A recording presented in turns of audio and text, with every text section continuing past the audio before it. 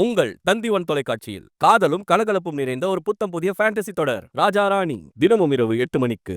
1980 சட்டப்பேரவை தேர்தலில் இந்திரா காங்கிரஸ் திமுக கூட்டணியை தோற்கடித்து எம்ஜிஆர் மீண்டும் ஆட்சி பிடித்த வரலாற்றை திரும்பி பார்ப்போம்.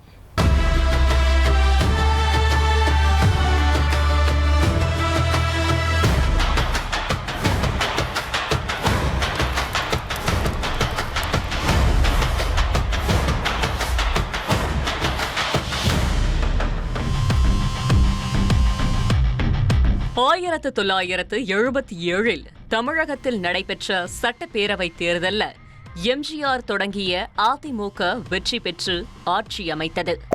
சட்டப்படி அவரது ஆட்சி 5 வருடம் இருந்திருக்க வேண்டும். ஆனால் 3 வருடங்களுக்குள் மீண்டும் சட்டப்பேரவைக்கு தேர்தல் வந்தது. இப்படி தேர்தல் முன்கூட்டியே நடந்ததற்கு இந்திரா காந்தியின் நடவடிக்கையும் முக்கிய காரணம்.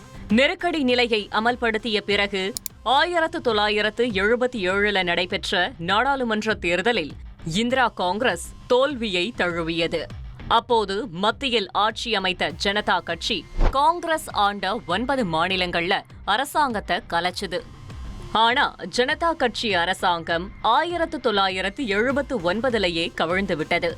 தொடர்ச்சியா 1980 நாடாளுமன்ற தேர்தல் நடந்துச்சு.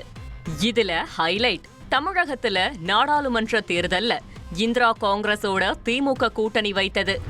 தமிழகத்தில் நெருக்கடி காலத்துல இந்திரா காந்தி திமுக அரசாங்கத்தை டிஸ்மிஸ் செய்திருந்தாங்க.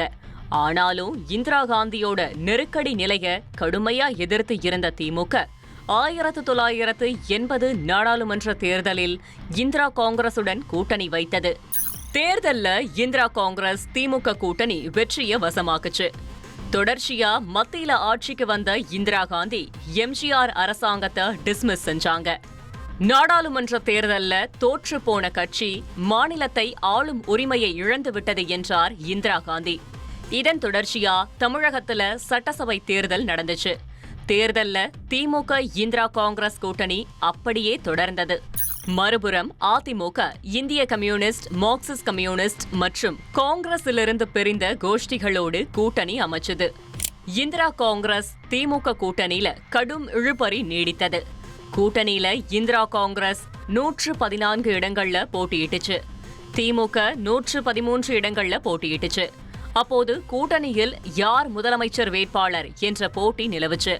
கடைசியில கருணாநிதி தான் முதலமைச்சர் என்று இந்திரா காந்தி சொல்லியிருந்தாங்க. இந்த தேர்தலில் குறிப்பிடத்தக்க நிகழ்வா நாடாளுமன்ற தேர்தலில் அதிமுக தோல்விக்கு முக்கிய காரணமாக கூறப்பட்ட பிற்படுத்தப்பட்டோர் இடஒதுக்கீட்டிற்கான வருமான வரம்பு முறையை எம்ஜிஆர் நீக்கியிருந்தார். தனது அரசாங்கம் அநியாயமாக கலைக்கப்பட்டதாக திரும்ப திரும்ப மக்களிடம் சொல்லி எம்ஜிஆர் வாக்குகளை சேகரிச்சாரு. இது அவருக்கு அனுதாப அலையாகவும் மாறுச்சு. மறுபுறம் சிறப்பான நிர்வாகத்தை தருவோம் என்று கருணாநிதி வாக்கு சேகரிச்சாரு. இந்திரா காங்கிரஸ் திமுக கூட்டணிக்கு ஆதரவாக நடிகர் சிவாஜி கணேசன் பிரச்சாரம் செஞ்சாரு.